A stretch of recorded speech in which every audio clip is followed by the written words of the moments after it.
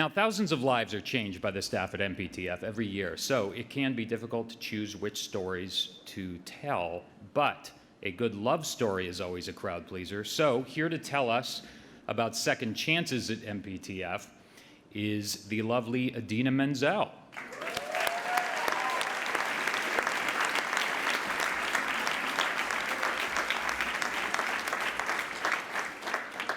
Hi, everyone.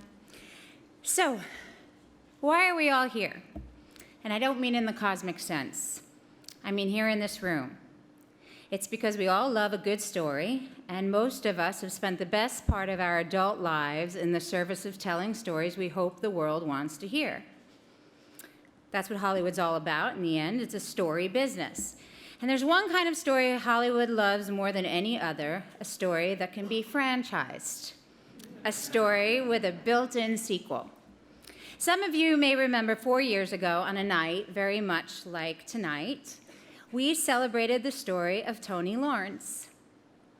After his career as an actor petered out in the 60s, Tony became a prolific TV and film writer, spending 30 years working in the industry on shows such as Bonanza, Hawaii Five-0, and The Twilight Zone, to name just a few.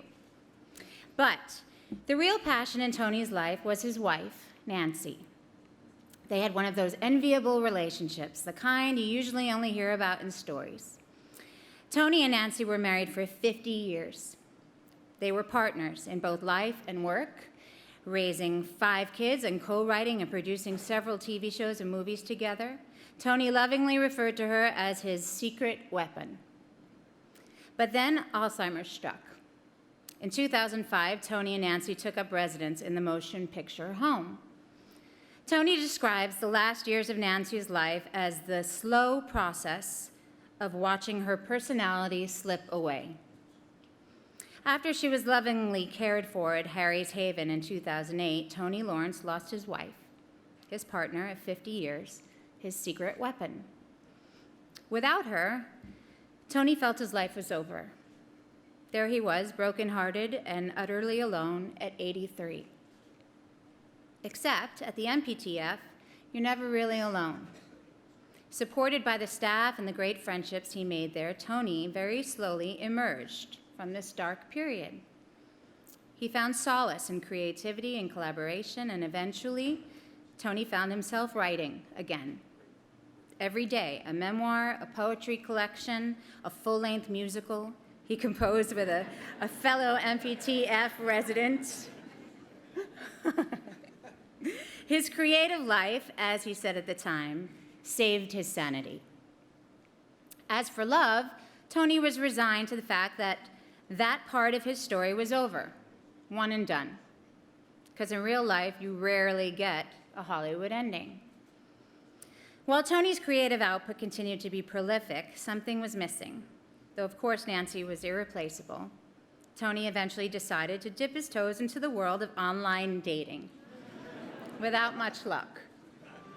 He even starred in a short film about this experience, which made the LA Film Festival Dreamcatchers, chronicling the trials and tribulations of online dating for the octogenarian set.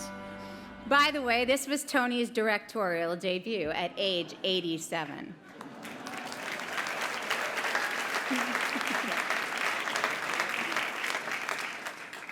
But wait, we promised you a sequel. Well, for Tony, it came in the form of Maddie Smith, the new girl on campus. At the urging of her mother, Maddie had started out as a dancer and a violinist, but her dancing days were short-lived. At 18, she left the dance world behind and transitioned into production and personal assistant work for a long list of major entertainers. Maddie had a brief and unsatisfactory marriage at a young age and was later unceremoniously jilted weeks before her wedding to a well-known industry figure. She hadn't exactly been lucky in love, and like Tony, Maddie figured that her love story was a wrap. But unbeknownst to Tony and Maddie, greater forces were at work. At the urging of her friend and former employer, Jerry McPhee, who described the MPTF as paradise on earth, Maddie had come to visit the campus a few times, but as a 70-something woman with the spirit and energy of a 30-year-old, she'd always assumed it was a place for old farts. She considered herself way too young to live there. But the more Maddie visited, the more she realized how vibrant and active the place was and how fulfilled the residents were. I mean, happy hour every day from 3 to 5, who wouldn't want that? And so, a couple years ago, Maddie finally made the move to Woodland Hills and settled into a quiet life on campus. One fateful day, Tony happened to be looking out of the window of his cottage when he saw an attractive woman pushing a baby stroller through the gardens. It struck him as odd. Baby carriages and retirement communities don't usually go together. The mystery was solved when Tony realized the baby was, in fact, a three-legged Yorkie named Dexter. But the bigger question, who was this girl? Now, since all of us are pretty much doomed to repeat scenes from our high school lives over and over, picture this, preferably in slow-mo. We're in the cafeteria. Tony spots Maddie. His heart races. I mean, she's a very attractive woman. Did I mention that? She's sitting alone at a table. Tony looks, and finally, he picks up his coffee. What the hell? Nervously, he walks over and introduces himself. I've been told you're a nice person and I should get to know you, so here I am. Okay, maybe not the best pickup line of all time. What followed were agonizing mixed signals from Maddie. But Tony couldn't ignore how he felt every time he saw her. So in a last-ditch attempt at winning Maddie over, he bought a bouquet of flowers, marched over to her cottage, and knocked on the door. And this time, he got the girl.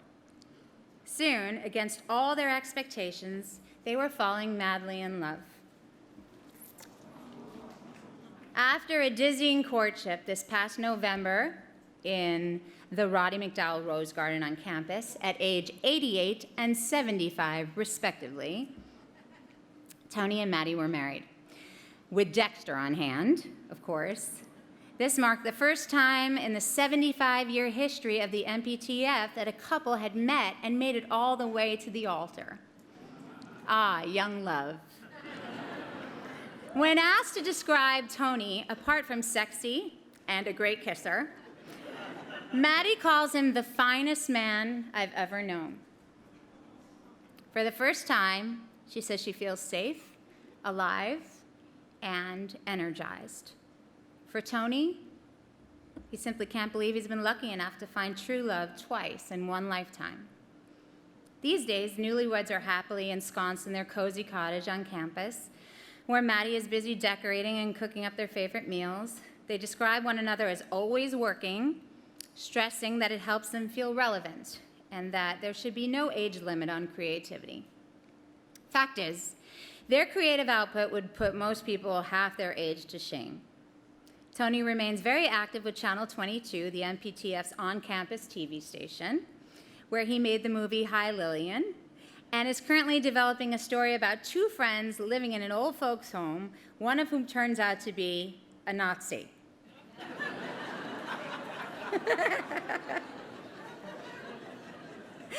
Maddie writes poetry and short stories, and together they attend the Gray Quill writing class. They collaborated on a movie called The Three-Legged Stool, inspired by you-know-who. And both Tony and Maddie recently signed with acting agents for the first time in decades and are now going out on commercial auditions.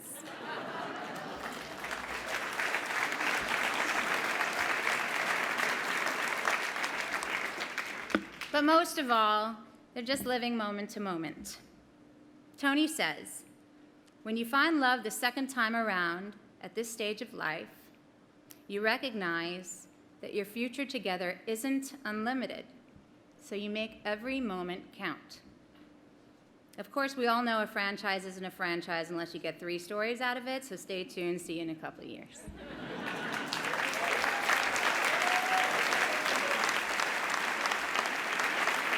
Okay. So, ladies and gentlemen, Tony and Maddie are here with us tonight. Unfortunately, Dexter declined his invitation.